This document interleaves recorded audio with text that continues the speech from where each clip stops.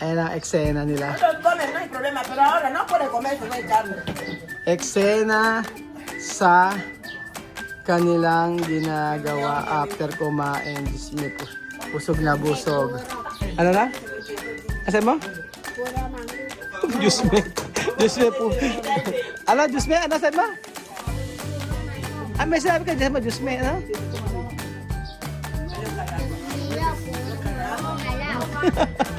Diyos niya. Diyos niya. Puro mango na lang. Magandang araw po sa inyo lahat mga amiga. Poise po ako mga kababayan ko. At for today's video, kadalasan po mga amigo nakikita nyo kung ano ang eksena namin pag kumakain. Pero hindi nyo po nakikita after namin kumain. Ano po ba ang mga nangyayari dito after kumain? Hindi po ako, yan nyo po mga amigo, ganyan po talaga ang katotohanan dito. Pakita ko sa inyo na after kumain, tiyan. Siyempre, busog ang lahat. Ang nagluto, sino nagluto? Si Kuya Cecibel, Jun, tsaka si Chamami. Ngayon, magliligpit si Misma. Tapos, ayan, panoorin niyo pa mga amigo. Ang paglilinis sila dito, ganyan sila. Si Chamami na busog na busog, at si Sophie na busog, tingnan po mga amigo. Hindi ka busog ka yan, dami nakain. Dami mo, ano? Ikaw mag-aayos ka? Kain ka pa? Ala, kakain pa raw si Sophie mga amigo. Ayaw pa lumabay ni Sophie kakakain. Akala ko tapos na kumain. So, ito po ang eksena mga kababayan ko. Grabe, dahil busog ang lahat. Sino kaya ang magliligpit nito? Sino ang mag-aayos nito? Bukod kay Misma mga amigo. Si Amir tsaka si Vivian tumulong po sa pagluluto. Kagaya ni Amir, siya yung naghiwa kanina at saka nag-ihaw. Si Jose po ang nag-ihaw dito ng liempo. Si Kuya Benji nagluto at saka si Chamami. So, ganyan po ang mga eksena mga amigo. At panoorin niyo po paano nila aayusin ito. Pero ang dami daw nakain ni Chamami, sabi niya. Si Sophie, grabe. Sophie, ang dami mo kinain, Sophie, ha? Sophie, ang dami mo nakain. Paano gagawin? Aha. Ako. Grabe naman. Grabe naman, sabi ni Sophie. Bakit grabe naman? Si Sophie, sabi, grabe naman. Bakit grabe naman? Ah? Kasi hindi ka busog. Kasi dahil mo nakain eh. Ikaw kaya marami nakain. Oh. Sino ngayon? Ayan, si Misma ang maglilinis. Alima, bakit ayaw mo tulungan si Ate Misma? Ayaw mo tulungan si Ate Misma sa pag-aayos? Alima, keren banyak Si antes limpiar, después bañar piscina. Oh, mañana podemos ir a bañar. Oy, oy, Siki. Ay, ay, ay. Oy, oy, oy. ano na? Mejor Webes para Michelle venir con nosotros.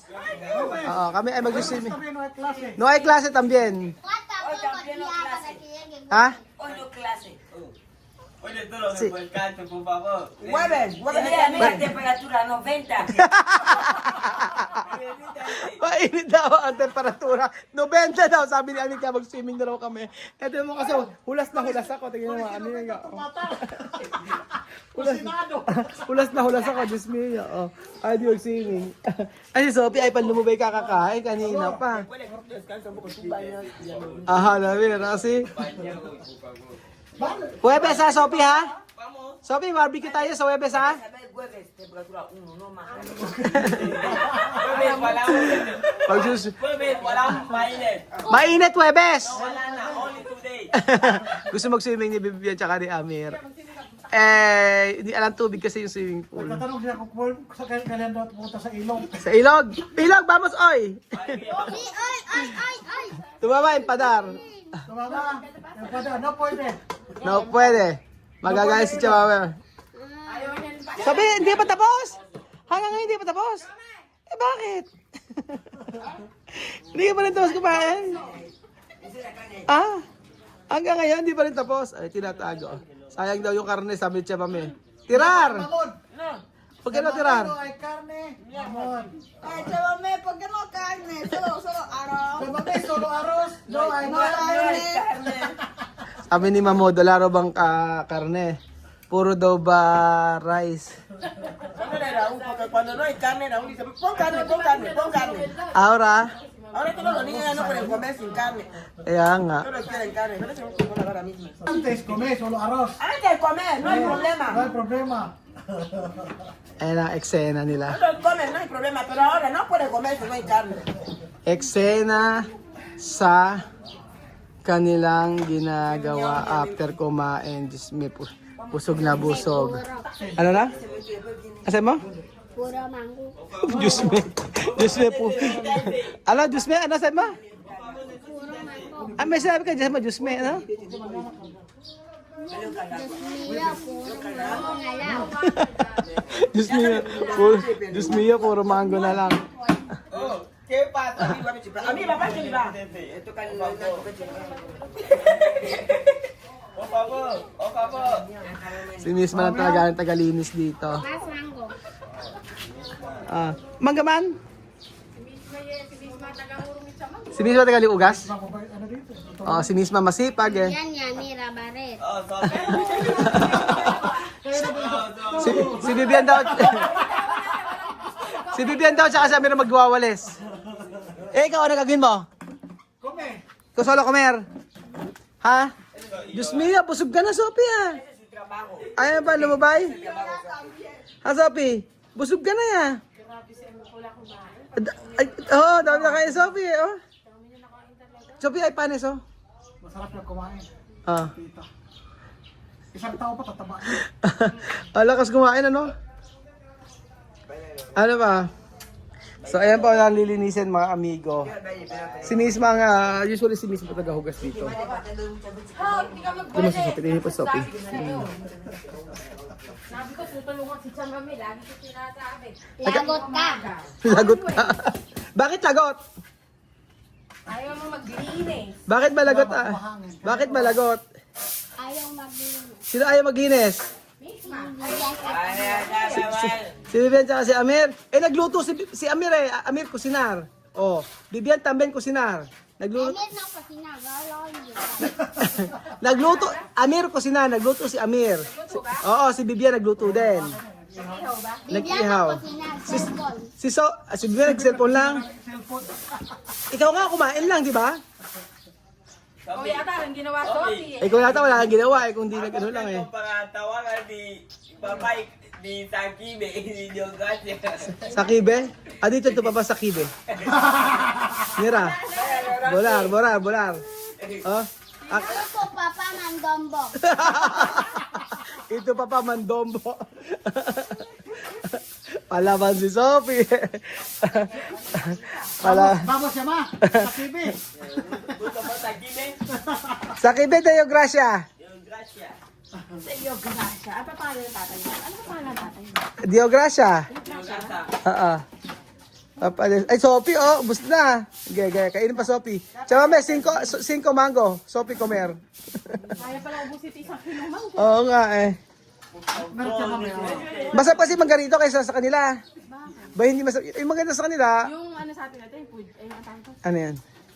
Yung isa pang mangga rito, yung mas made para sa asang gamot. Ganon. Pidgit? Oo, ganon. Hindi, iba. Maliliit. Ay, maliliit. Oo, iba yung mangga taga natin kaya sa sila mangga. Gusto nila yung mangga natin. Grabe ka! Naubos yung manggang nandyan. Oo. Yung bunot. Okay na, busog ka na ba, Sophie? Hindi pa busog. Kain ka pa uli. Ko. Oh, tira. Mamami, dami na kain ko. Ah, gusto ko yan.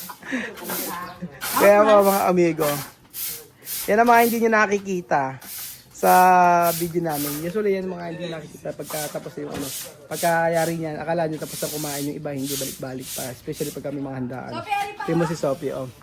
Ikaw, ako mo din eh. Hanggang sa matapos, hanggang maubos mga amigo. Kaya oh. Ayun pa, Sophie mangga, oh. Ubusin mo na yun. Ayun, Oo. Sa Golosa. Tapos pagkayari niyan, hindi pa yan tapos, sasabunin pa ni Tia Mami yan kasi malangaw. Yan, sinasabon ni Tia Mami yan. Yan. Swawales.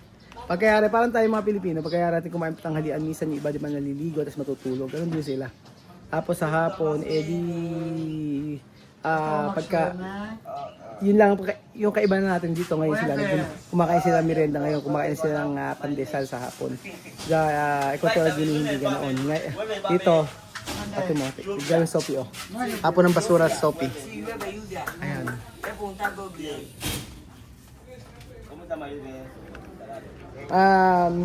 Ano nga mga amigo parang talagang normal silang mga namumuhay dito sa Pilipinas. At nung una, parang nabanggit sa akin na ni Tia Mami na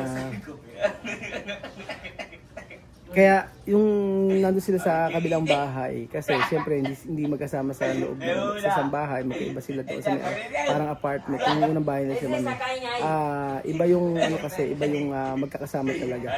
Mas maganda yung ganyan bahay, isa lang magkakasama sila doon. So sa kabila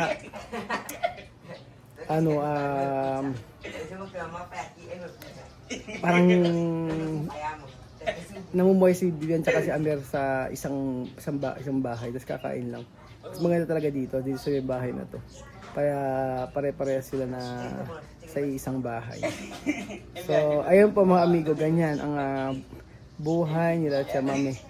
Ganyan po ang ginagawa namin kapag katapos ng kainan, yung mga nakahiga-higa lang. Tulog-tulog, ganyan po. O, diba? Simpleng buhay. Habang si Kuya Belgium pagkatapos kumain mga amigo ay andoon.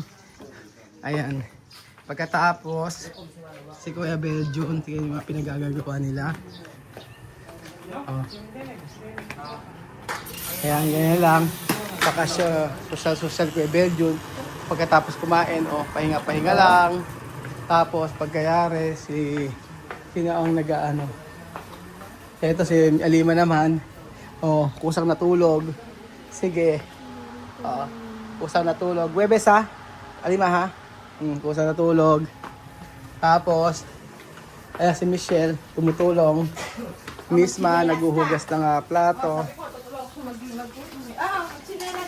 Kayang-kaya ni Misma yan.